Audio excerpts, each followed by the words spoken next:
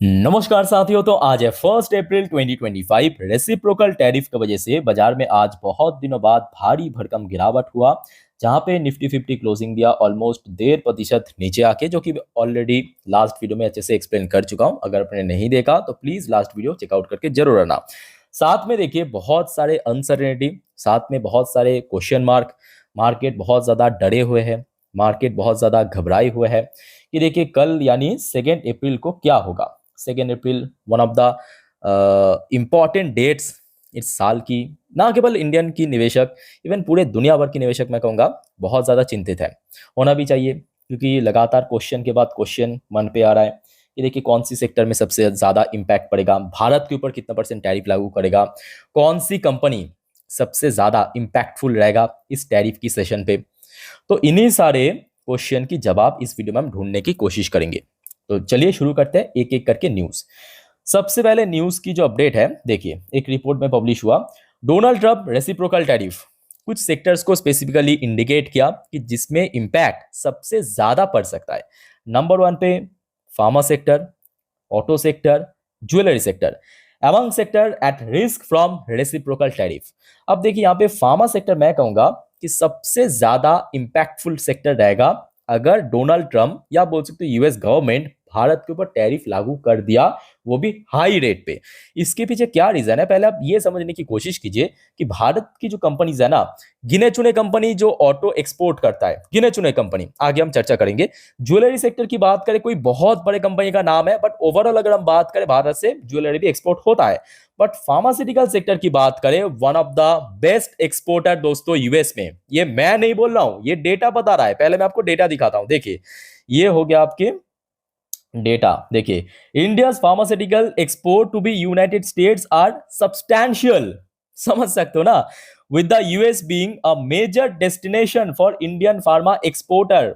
Properly यहाँ पे quote करके लिखा है, according to over 31% of India total pharmaceutical export. Just imagine 31%। और ये डेटा है financial year 24, last financial year की डेटा के अनुसार भारत की जो कंपनीज है total almost $28 billion, $27.9 billion export किया। जस्ट इमेजिन, मतलब $27.9 बिलियन, मतलब लगभग लगभग लाखों करोड़ के ऊपर है, लाखों करोड़ के ऊपर। तो आप समझ सकते हो ना कि कितना ज्यादा यहां से एक्सपोर्ट होता है यूएस में फार्मास्यूटिकल प्रोडक्ट, चाहे वो कोई मशीन्स हो सकता है, कोई मेडिसिन हो सकता है, कोई सिरप हो सकता है। तो इंपैक्ट एक्चुअली सबसे ज्यादा आपको फार्मास्यूटिकल सेक्टर्स में देखने को मिलेगा। अब बात ये उठता, अब देखिए दूसरा सवाल इसके साथ साथ जुड़ जाता है कि फार्मास्यूटिकल सेक्टर तो आपने इसके पहले भी बता दिया था, जो कि डोनाल्ड ट्रंप इसके पहले भी बार बार कहा था कि हाँ फार्मा सेक्टर के ऊपर हम टैरिफ लागू करने जा रहा है बहुत जल्दी, ठीक है। हाँ कितना रेट करेगा, नहीं करेगा, करेगा, वो आपको कल मालूम पड़ेगा 2 अप्रैल को।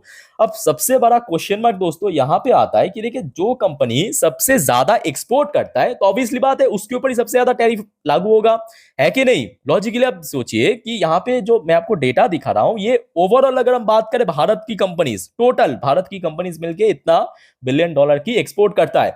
अब इनमें से जो सारे कंपनी सबसे ज्यादा एक्सपोर्ट करता है, ऑब्वियसली बात है कि उनको ज्यादा भुगतना पड़ेगा। तो वो डेटा चलिए मैं आपको दिखाता हूं। देखिए ये सीएनबीसी टीवी 18 की वेबसाइट में पब्लिश किया ये डेटा। अब एक एक करके आप नाम देखिए, शॉक्ड हो जाएंगे। पहले आप देखिए यहाँ पे कंपनीज का नाम है, आप देख सकते हो, और यहाँ पे कितना % रेवेन्यू यूएस से कलेक्ट करता है ये सारे कंपनीज, कितना %। तो आप देख सकते हो सबसे पहले जो टॉप लिस्ट में है ग्लैंड फार्मा। ग्लैंड फार्मा लगभग कोई लॉकडाउन के बाद ही बाजार में लिस्ट हुआ था।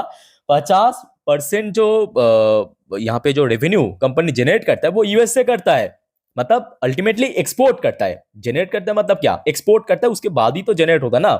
तो ग्लैंड फार्मा दोस्तों मैं कहूंगा सबसे ज्यादा इंपैक्ट पड़ सकता है। ओके, अच्छा उसके बाद ऑरोबिंदो फार्मा 48% रेवेन्यू जनरेट करता है यूएस से। Doctor Reddy's lab one of the leading company Bharat की, 47% रेवेन्यू जनरेट करता है। Zydus life science 46%। Lupin again leading company Bharat की, 37% रेवेन्यू जनरेट करता है। सिप्ला 29% रेवेन्यू जनरेट करता है। सन फार्मा लार्जेस्ट कंपनी लिस्टेड में 32% रेवेन्यू जनरेट करता है। उसके बाद देखिए टोरेंट फार्मा उतना ज्यादा नहीं, फिर भी 9% जो है रेवेन्यू जनरेट करते हैं यूएस मार्केट से।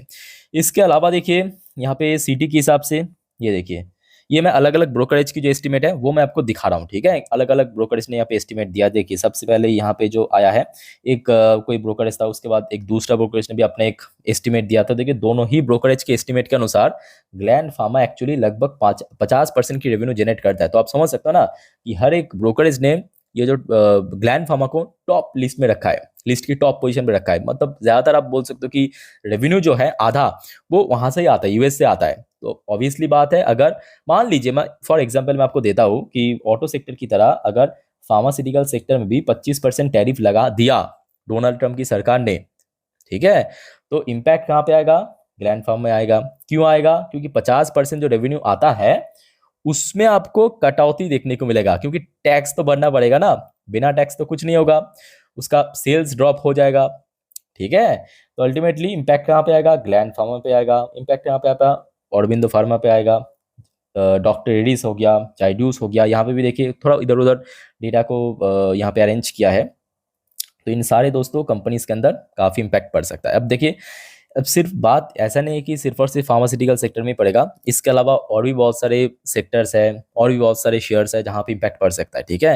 मैं आपको एक एक करके दिखाता हूँ। देखिए सबसे पहले ये डेटा तो ऑलरेडी मैं आपको शेयर कर चुका हूँ कि कितना कितना यहाँ पे एक्सपोर्ट करता है ग्लैंड फार्मा की शेयर। आज भी आप देखिए जो टॉप लिस्ट में था ब्रोकरेज द्वारा, ग्लैंड फार्मा की शेयर 2.41% नीचे आज के क्लोजिंग दिया, जबकि शुरुआत है यहाँ पे पॉजिटिव में, उसके बाद देखिए सीधा 2.5% गिर गया। उसके बाद औरबिंदो फार्मा की बात करें, इसमें भी देखिए शुरुआती दौर में पॉजिटिव में था, क्लोजिंग डे इतना नीचे आके, ओके, 2.89% की गिरावट था इसमें भी। अच्छा, इसके अलावा डॉक्टर रेड्डीज लैब शेयर दोस्तों आज पॉजिटिव में क्लोजिंग दे, ये काफ़ी सोचने वाली बात है। बट हाँ, आज एक दिन पॉजिटिव में क्लोजिंग दे दिए, इसका मतलब ऐसा नहीं है कि अगर टैरिफ लागू हो गया उसके बाद भी देगा। अगर सच में टैरिफ लागू हो गया 25% 30% इम्पैक्ट दोस्तों आपको यहाँ पे भी देखने को मिलेगा। इसके अलावा जाइडूस लाइफ साइंसेज लिमिटेड 1% आज गिर गया। शुरुआत जब आप देख सकते हो आज ऑलमोस्ट 900 के आसपास पहुंच गया था, वहां से काफी नीचे आके क्लोजिंग दिया। इसके अलावा ल्यूपिन की बात करें, लगभग 3 से 3.5% गिर गया।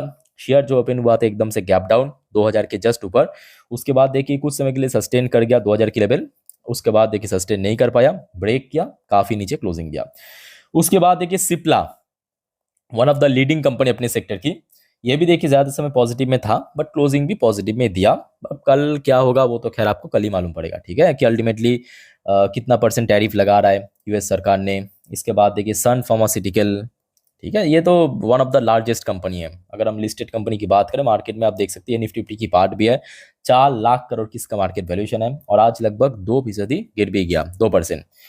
अच्छा, ये तो दोस्तों हो गया आपका फार्मास्यूटिकल सेक्टर में, मैं आपको बता दिया। अब बात करेंगे कुछ और भी कंपनीज है जिसमें आपको इम्पैक्ट दिखाई दे सकता है। जैसे कि यहाँ पे ब्रोकरेज द्वारा नाम मेंशन किया आपके ऑटो सेक्टर का, बट ऑटो सेक्टर मेरे हिसाब से ना सारे ऑटो कंपनीज की ऊपर इम्पैक्ट मतलब उतना खराब देखने को नहीं मिलेगा। बट टाटा मोटर्स सबसे ज़्यादा इम्पैक्टफुल कंपनी रहेगा।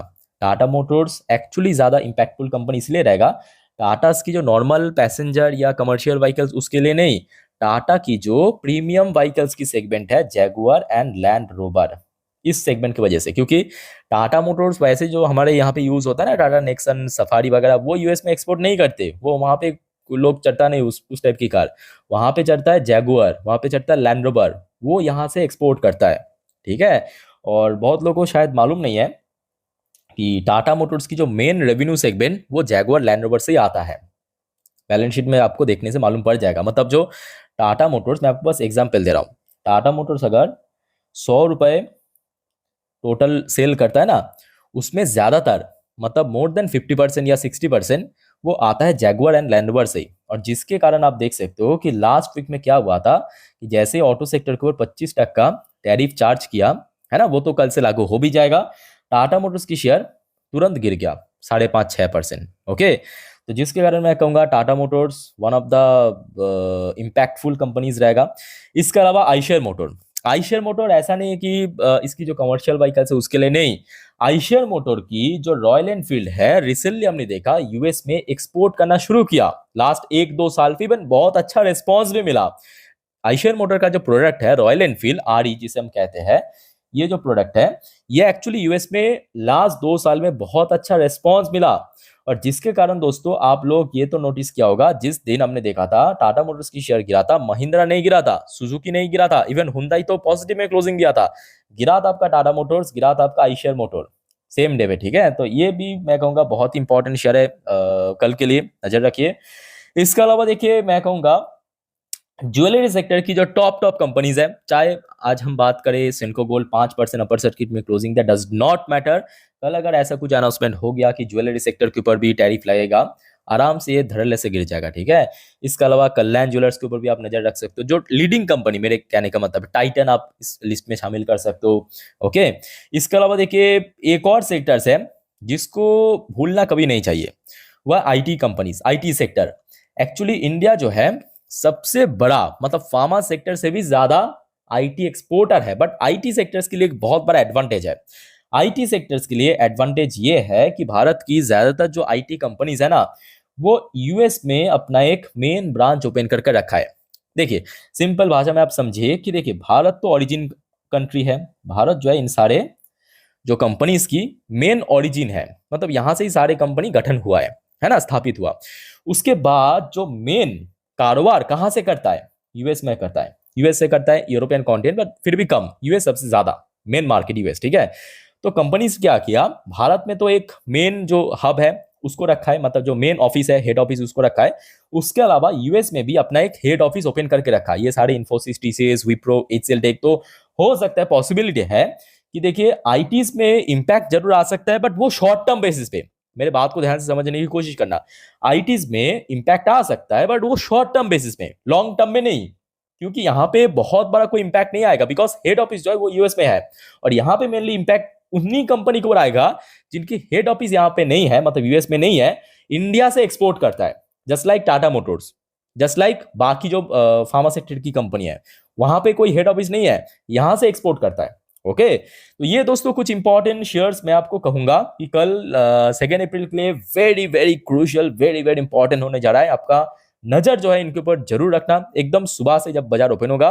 बाकी दोस्तों और कोई कंफ्यूजन है, कोई और इंपॉर्टेंट न्यूज आएगा, तुरंत मैं आपको सचेत कर दूंगा, अलर्ट कर दूंगा, और कोई आपका दिक्कत है प्लीज कमेंट करके बताइए।